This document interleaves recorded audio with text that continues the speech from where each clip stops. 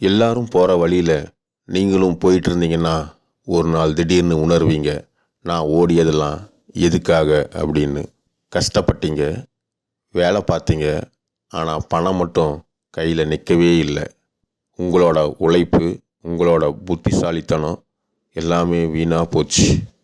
இதுக்கு என்ன காரணம் உங்களுக்கு தெரியுமா? உங்களோட வாழ்க்கைக்குள்ளே ஒரு வெல்த் கில்லர் வேலை செஞ்சிட்ருக்கு. அதை பற்றி இங்கே யாருமே பேச மாட்டாங்க, உங்களுக்கு சொல்ல மாட்டாங்க. ஸ்கூல்லேயும் காலேஜ்லேயும் ஆஃபீஸ்லேயும் எங்கேயுமே சொல்ல மாட்டாங்க. இன்றைக்கி அந்த வெல்த் கில்லர் என்னென்னு தெரிஞ்சிக்கலன்னா 5 வருஷம் கழித்து இன்றைக்கி எந்த இடத்துல நின்றுட்டுருக்கீங்களோ அதே இடத்துல தான் நின்றுட்டுருப்பீங்க. அந்த வெல்த் கில்லர் என்னென்னு இந்த வீடியோ முழுசாக பார்க்கலன்னா உங்களோட எதிர்காலமே மிஸ் ஆகிடும். இந்த சார்ட்டை கொஞ்சம் கவனமாக பாருங்கள். இது ஒரு சாதாரண இந்திய மிடில் கிளாஸ் மனிதனுடைய மாதம் எதுக்கு பணம் செலவு பண்ணுறான் அப்படின்றத காட்டுது. வீட்டு வாடகை, EMI, tax, EB, current bill, gas, groceries, bus, petrol, phone, recharge, இப்படி டெய்லி சின்ன சின்ன செலவுகள். ஒவ்வொன்றும் அவசியம்தான், இதில் எதுவும் தவறுன்னு சொல்ல முடியாது. ஆனால் இந்த சார்ட்டில் இருக்கிற ஒரே ஒரு எக்ஸ்பென்ஸ் மட்டும் அமைதியாக யாருக்கும் தெரியாமல் நம்ம வெல்த்தை கொஞ்சம் கொஞ்சமாக கொண்டுக்கிட்டு இருக்குது. அது எதுன்னு தெரியுமா? அதை பார்த்தீங்கன்னா நீங்களே ஷாக் ஆகிடுவீங்க. ஹவுஸ் ரெண்ட்டு அப்படின்னு நினைக்கிறீங்களா? கட்டுறப்போ பெரிய வீடாக கட்டுறோம். இல்லை, வீடு இல்லாமல் நம்மளால் வாழ முடியாதுல்ல. ஒருவேளை டேக்ஸாக இருக்குமோ? அதை பற்றி பேசினாவே நமக்கு பிளட் ப்ரெஷர் ஏறுது. டேக்ஸு கட்டி தான் ஆகணும் நாட்டினுடைய வளர்ச்சிக்கு. எலக்ட்ரிசிட்டி, கேஸு, க்ரோசரிஸ் இதெல்லாம் கண்ட்ரோல் பண்ணலாம், ஆனால் அவாய்ட் பண்ண முடியாது. அப்போது எது அப்படின்ற கேள்வி எழலாம். கார் ஒரு வசதி, ஒரு கம்ஃபர்ட், ஆனால் அது இன்வெஸ்ட்மெண்ட் கிடையாது. Loan, insurance, petrol, service, repair, parking, இந்த எல்லா செலவுகளும் நம்ம வாழ்க்கையை ஓட்டத்தான். என்ன பார்க்குறேன்? என் கார் தான். இது பணத்தை வளர்க்காது. ஏன்னா ஒவ்வொரு நாளும் வேல்யூ குறையிற ஒரு சொத்து தான் கார். கார் கெட்டதுன்னு இங்கே சொல்ல வரல, ஆனால் தேவைக்கு மேலே அதை பெருசாக எடுத்துக்கிட்டால் அது மெதுவாக நம்மளுடைய வெல்த்தை நிறுத்திடும். ஒரு விஷயம் உங்ககிட்ட சிம்பிளாக கேட்குறேன். இந்தியாவில் ஒரு ஆவரேஜ் நியூ கார் இப்போது என்ன ரேட்டு அப்படின்னு தெரியுங்களா? ஆமாம், 6-8 லட்சம் வரைக்கும், சில பேர் 12-15 லட்சத்தில் கூட கார் வாங்குகிறாங்க. காரில் இன்வெஸ்ட் பண்ணுறது அது இன்வெஸ்ட்மெண்ட் ஆகாது. நீங்கள் கார் வாங்கின உடனே அதனுடைய வேல்யூ குறைய ஆரம்பிச்சிடும். இப்போ கார் வாங்கிறதுக்கு நம்ம என்ன பண்ணுறோம்? லோன் எடுக்கிறோம். அதுக்கப்புறம் மாதம் இஎம்ஐ, அதுக்கு insurance, petrol, service, repair, parking, மொத்தமாக ஒவ்வொரு மாதமும் நம்ம சம்பளத்தில் ஒரு பெரிய பகுதி காருக்கே போயிடும். இதில் ப்ராப்ளம் என்னென்னா, இந்த கார் நம்ம பணத்தை வளர்க்காது. நம்ம ஒன்றும் பணத்தை பிஸ்னஸில் இன்வெஸ்ட் பண்ணல, லேண்டில் இன்வெஸ்ட் பண்ணல. இந்த காரு ஒவ்வொரு நாளும் நம்ம பணத்தை உள்ளுக்குள்ளே நம்மளை இழுத்துக்கிட்டே இருக்கும். அதனால தான் இப்போ நிறைய மிடில் கிளாஸ் ஃபேமிலிஸ் ஒரே ஒரு சுச்சுவேஷனில் மாட்டிக்கிட்டு இருக்காங்க. அது கார் புவர். அதாவது காருக்கு இஎம்ஐ கட்ட முடியும், ஆனால் சேவிங்ஸை வளர்க்க முடியாது. ஃப்யூச்சருக்கு மணியை வச்சிருக்க முடியாது. கார் கெட்டதுன்னு இல்லை, ஆனால் இன்கமுக்கு மீறி கார் வாங்கினா அது கம்ஃபர்ட் இல்லை, அது நமக்கு ப்ரெஷராக மாறிடுது. கார் புவர் அப்படின்னா என்ன தெரியுமா? காருக்கு இஎம்ஐ கட்டி முடிச்சுட்டுப்பீங்க, சேலரி காணாமல் போயிட்டுருக்கோம், சேவிங்ஸ் காணாமல் போயிட்டுருக்கோம், இன்வெஸ்ட்மெண்ட் இல்லவே இல்லை. நம்ம ட்ரீமு, கனவை அப்படியே நிறுத்தி வச்சுக்க வேண்டியது தான். இது ஒரு ட்ரேட் மெயில் மாதிரி. அதாவது ஓடிட்டே இருப்பீங்க, ஆனால் அதே இடத்துல முன்னாடி போகவே முடியாது. ட்ரேட் மெயில்னால் ஓடிட்டே இருப்பீங்க ஒரே இடத்துல. அப்போ ஏன் இவ்வளோ பேர் இந்த ட்ராப்புக்குள்ளே, இந்த வலைக்குள்ளே போகிறாங்க? ஏன்னா நைஸ் கார் அப்படின்னா சக்ஸஸ் அப்படின்னு இந்த இண்டஸ்ட்ரியில் நம்மளை நம்ப வச்சுட்டாங்க. அட்வர்டைஸ்மெண்ட்டில் காட்டுவாங்க speed, power, love, life, confidence.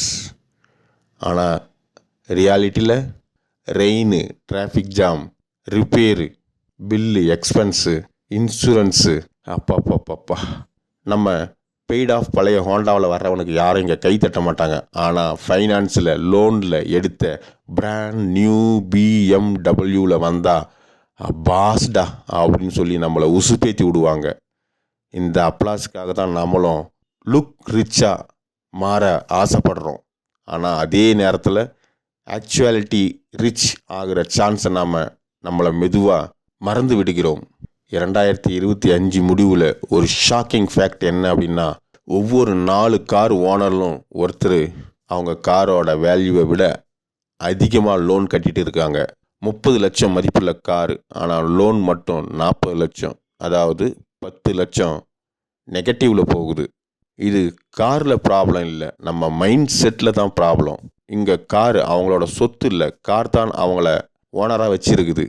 இஎம்ஐக்கு வாழ்க்கை, இன்ட்ரெஸ்ட்டுக்கு உழைப்பு, ஃப்யூச்சருக்கு நத்திங். 18லேருந்து 25 வயசுக்குள்ளே இருக்கக்கூடிய யங்ஸ்டர்ஸ் இந்தியாவில் அதிகமாக வாங்குகிற கார் எது தெரியுமா?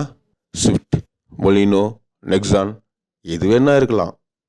ப்ரைஸு பார்த்தீங்கன்னா 7 to 9 லட்சம். மேனேஜ் பண்ணிடலாம் அப்படின்னு தான் ரீசனபுளாக தோணும். ஆனால் 5 வருஷம் கழித்து அந்த காருக்கு நீங்கள் செலவு பண்ணற அந்த டோட்டல் அமௌண்ட் எவ்வளோ தெரியுமா? கிட்டத்தட்ட 13லேருந்து 15 லட்சம் வரைக்கும். Loan, interest, insurance, renewal, petrol, service, repair, depreciation. So sticker ப்ரைஸுக்கு இது கிட்டத்தட்ட அப்படியே டபுள். கார் கெட்டதுன்னு இல்லை, ஆனால் 8 லட்சம் கார் தான்னு நம்ம நினைக்கிறோம். உண்மையில் அது நமக்கு 15 லட்சம் கமிட்மெண்ட்டாக மாறிடுது. ப்ரைஸ் டேக் கம்மியாக தான் இருக்கும், ஆனால் காஸ்ட் டேக்கு அது ரொம்ப பெருசு. 5 ஆண்டுகளில் கார் டிப்ரிசியேஷன் 3 லட்சமாக மாறிடும், அதாவது ரீசேல் வேல்யூ குறையும். இன்சூரன்ஸு கிட்டத்தட்ட 1 லட்சத்துக்கும் மேலே. பெட்ரோல், டீசல், டெய்லி எக்ஸ்பென்ஸ் கிட்டத்தட்ட 2.5 லட்சம் ரூபாய்க்கு பெட்ரோல் போடுறோம் 5 வருஷத்தில். லோன் இன்ட்ரெஸ்ட்டு கிட்டத்தட்ட இஎம்ஐ கட்டினா கூட 2 லட்சம் ரூபாய்க்கும் மேலே. மெயின்டெனன்ஸ், சர்வீஸ் சார்ஜ் 1 லட்சம். Tax, RC fees, registration, road tax, FASTag 40,000. Repair, warranty இருந்தால் கூட டயரு, பேட்ரி, பிரேக்கு, கிளட்சு எல்லாத்தையும் மாற்றி தான் ஆகணும், 60,000த்துக்கும் மேலே. ஸோ 5 வருஷத்தில் இவ்வளோ செலவு. இதில் உண்மை என்னென்னா, இதில் ஒன்று கூட நம்மளுடைய வெல்த்தை பில்டு பண்ணல. இது லேண்ட் இல்லை, பிஸ்னஸ் இல்லை, இன்ட்ரெஸ்ட் இன்கம்மும் இல்லை. இதில் எல்லாமே மணி அவுட்டு தான்.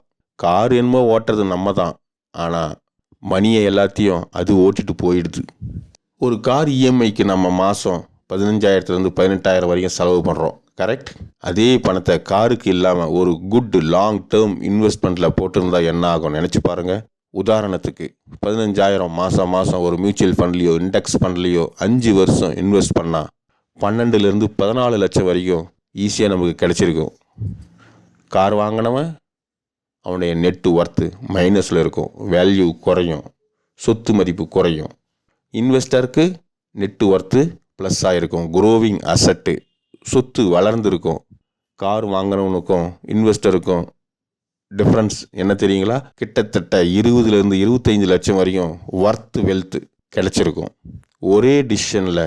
அதனால தான் இங்கே கார் ப்ராப்ளம் இல்லை, நம்ம எடுக்கக்கூடிய டிசிஷன் தான் ப்ராப்ளம். இஎம்ஐக்கு ஓடினவன் கம்ஃபர்ட் வாங்குகிறான், இன்வெஸ்ட்மெண்ட்டுக்கு ஓடினவன் ஃப்யூச்சரை வாங்குகிறான்.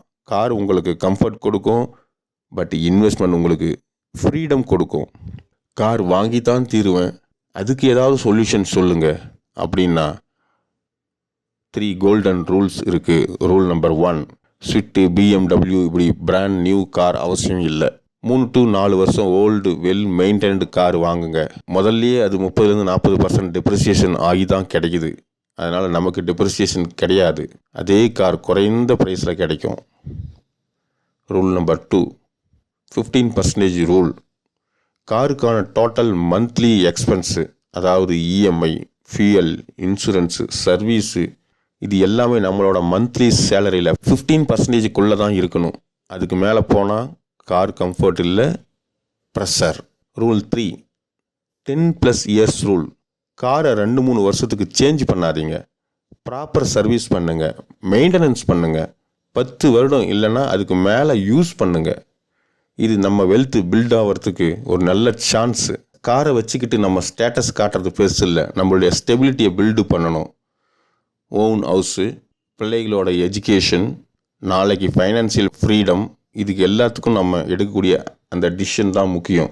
கார் கெட்டதுன்னு சொல்லலை, கம்ஃபர்ட் வேணும் தான். ஆனால் கார் நம்ம வாழ்க்கையை கண்ட்ரோல் பண்ணக்கூடாது, நம்ம காரை கண்ட்ரோல் பண்ணணும். அப்போ தான் டிரைவ் பண்ணுற வாழ்க்கையும் டெஸ்டினேஷனும் சேஃபாக இருக்கும். இந்த வீடியோ ஒரு கார் இஎம்ஐயை அவாய்ட் பண்ண வச்சுச்சுன்னா கூட அதுவே ஒரு ஃபேமிலியை, அவங்களோட ஃப்யூச்சரை சேவ் பண்ணும்.